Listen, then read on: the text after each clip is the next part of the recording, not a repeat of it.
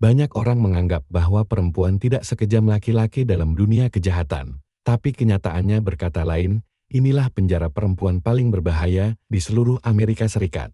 Para narapidana di sini terlihat seperti saling akur satu sama lain, namun sebenarnya, mereka semua adalah pembunuh berdarah dingin. Contohnya, gadis yang tersenyum ini, sekilas tampak seperti gadis tetangga yang ramah, tapi nyatanya ia dijatuhi hukuman 110 tahun penjara karena membunuh sepasang kekasih yang tinggal di kamar yang sama dengannya. Di penjara ini, ada banyak pembunuh lain yang memiliki wajah manis seperti dia. Bahkan, para sipir penjara yang telah bekerja selama bertahun-tahun pun seringkali merasa takut. Penjara wanita Indiana yang terletak di Chicago, Amerika Serikat, menampung para tahanan perempuan paling berbahaya di negara itu, dan mayoritas dari mereka adalah kriminal yang sangat brutal. Penjara ini memiliki zona khusus yang terpisah diperuntukkan bagi narapidana yang melanggar disiplin penjara atau melakukan kejahatan yang sangat serius. Mereka dikurung sendirian di dalam sel selama 23 jam setiap hari, tanpa kontak dengan siapapun, satu-satunya waktu untuk keluar.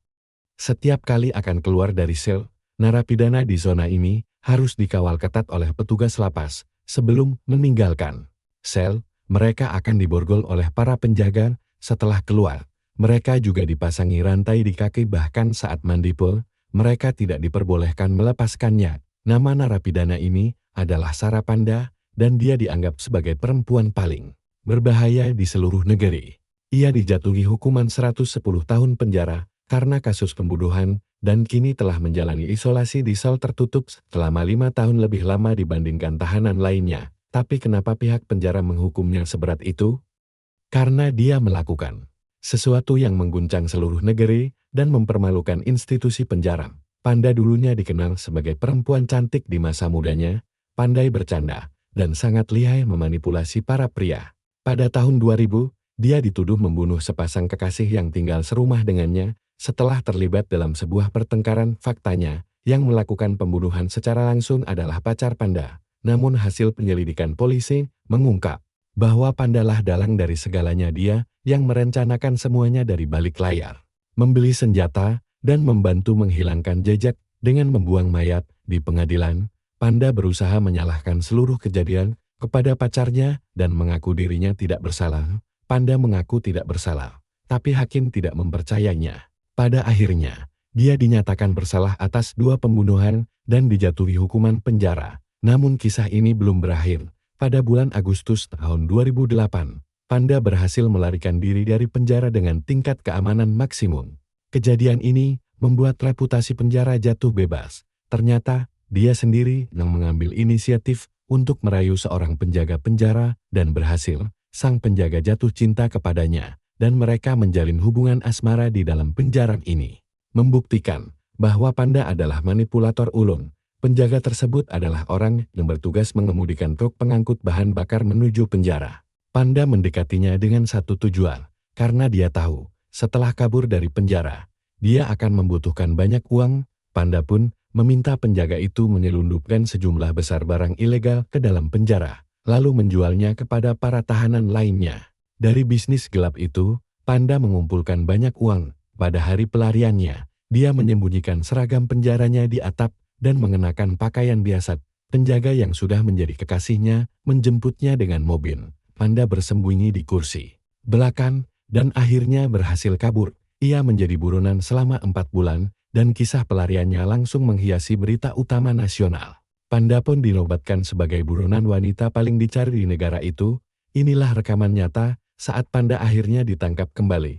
Insiden ini membuat para pejabat penjara murka, karena Panda dianggap terlalu berbahaya. Setelah penangkapannya, dia langsung ditempatkan dalam isolasi total, tidak diizinkan berinteraksi dengan siapapun. Bahkan untuk melakukan panggilan telepon, penjaga penjara yang membantu pelariannya dijatuhi hukuman 7 tahun penjara. Penjara ini sendiri menerima sekitar 200 tahanan baru setiap bulannya. Beberapa dari mereka bahkan menganggap penjara ini sebagai rumah kedua. Beberapa narapidana di sini keluar masuk penjara seperti halnya pulang pergi ke rumah. Contohnya adalah tahanan bernama Paula. Ini adalah kali kedua dia di penjara. Paula telah kecanduan narkoba sejak usia 17 tahun, dan hingga kini kecanduannya telah berlangsung selama 11 tahun. Paula sebelumnya sudah pernah masuk penjara, tapi setelah bebas, dia gagal menjalani rehabilitasi dan akhirnya kembali ditahan. Yang membuat orang prihatin adalah meskipun usianya baru 28 tahun, dia sudah memiliki 4 anak, anak sulungnya berusia 13 tahun. Sementara yang bungsu baru berusia 6, hal yang paling menyedihkan adalah ayah dari anak-anak itu juga sedang menjalani hukuman di penjara. Ketika anak-anaknya paling membutuhkan kehadiran orang tua, justru keduanya berada di balik jeruji besi. Kondisi ini jelas memberikan dampak besar terhadap anak-anak tersebut. Sejak Paula ditahan, ayah dan saudaranya tidak pernah sekalipun mengunjunginya. Bisa dibilang, narkoba telah menghancurkan hidup dan keluarganya. Mirip dengan Paula, adalah seorang narapidana bernama Martha. Ia masuk penjara pada tahun 1993 dan telah menjalani hukuman selama lebih dari 20 tahun. Saat pertama kali di penjara, Martha memiliki 2 putri yang masih kecil. Tapi ketika dia akhirnya keluar, kedua anaknya sudah berusia di atas 30 tahun. Karena tidak bisa menerima tindakan kriminal sang ibu, kedua anak itu perlahan menjauh. Anak bungsunya tidak pernah menjenguknya selama 14 tahun, dan anak sulungnya bahkan sudah 8 tahun tidak datang. Lebih dari 2 dekade di penjara membuat Martha benar-benar terputus dari dunia luar. Dia bahkan tidak tahu apa itu ponsel pintar. Suatu kali, dia melihat seorang petugas penjara menggunakan iPhone dan dengan penasaran bertanya, "Itu apa?" Ingatannya masih tertinggal di zaman telepon rumah berkabel. Baru-baru ini, Martha akhirnya belajar cara menggunakan Google. Kabar baiknya, dalam beberapa hari lagi, dia akan dibebaskan dari penjara. Beberapa hari menjelang kebebasannya, sang pembawa acara bertanya kepada Martha, seperti apa rasanya malam pertama setelah keluar? Tidur bukan lagi di sel, tapi di ranjang milikmu sendiri? Dengan penuh emosi, Martha menjawab, surga-surga. Sebenarnya, di dalam penjara ini juga ada kegiatan hiburan. Setiap hari, para tahanan mendapatkan 3 jam untuk menikmati waktu bebas. Mereka bisa berjalan di halaman rumput, mengobrol santai, mendengarkan musik, bahkan berjalan-jalan bersama anjing. Momen ini menjadi kesempatan bagi para napi untuk menjalin pertemanan dan membangun hubungan. Sama seperti di penjara laki-laki, di sini para tahanan perempuan juga bisa saling jatuh cinta. Di zona isolasi, karena tidak bisa berinteraksi secara langsung dengan narapidana lain, mereka berkomunikasi menggunakan bahasa isyarat. Misalnya, Sarah Panda pernah menyebut bahwa dia menemukan kekasihnya di sini, seorang narapidana di sel seberang. Makanan di penjara ini pun sangat mewah. Menu hariannya mencakup burger ayam, nasi khas Spanyol, roti, susu, dan masih banyak lagi. 3 kali sehari dengan menu berbeda. Maka tidak heran, banyak tahanan yang justru mengalami kenaikan berat badan setelah masuk ke sini. Salah satu narapidana bernama Ede, saat ini berusia 25 tahun, dan telah menjalani hukuman selama 7 tahun karena kasus perampokan dengan kekerasan. Ia juga memiliki 2 anak perempuan. Anak sulungnya berusia 9 tahun, yang berarti Andy sudah melahirkan anak pertama ketika masih berumur 16 tahun. Sejak kecil, Andy sudah dikenal sebagai anak bermasalah. Ia dikeluarkan dari sekolah menengah dan mulai mencuri sejak usia 13 tahun. Dalam kasus yang membuatnya dipenjara, Eddie bersama teman-temannya merampas dompet dari 3 orang pejalan kaki dan memukuli mereka dengan brutal.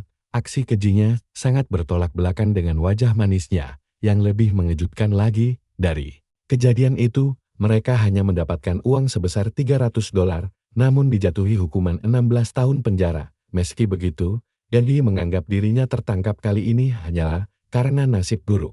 Saat menceritakan pengalamannya, dia justru terdengar bangga, bahkan sesekali tertawa. Apa yang membuat Andy menjadi seperti ini? Semua berawal dari keluarganya. Ibunya adalah narapidana veteran, dihukum karena pembunuhan dan perampokan bersenjata. Kenangan pertama Andy adalah ketika ibunya melarikan diri dari rumah tanpa kasih sayang dan didikan yang layak. Andy perlahan berubah dari anak miskin menjadi gadis yang mengerikan. Tak lama kemudian, dia pun mengikuti jejak ibunya, melakukan perampokan kejam. Amerika Serikat kini memiliki jumlah narapidana perempuan terbanyak di dunia. Hanya di penjara wanita Indiana saja, ada lebih dari 1.800 tahanan, dan banyak di antaranya adalah ibu dari anak-anak kecil. Selain penderitaan yang mereka timbulkan pada para korban, luka yang mereka goreskan pada keluarga sendiri tak akan pernah bisa diperbaiki. Karena itu, tidak ada satu orang pun yang pantas melanggar hukum atau menyesal hanya setelah berada di balik jeruji besi.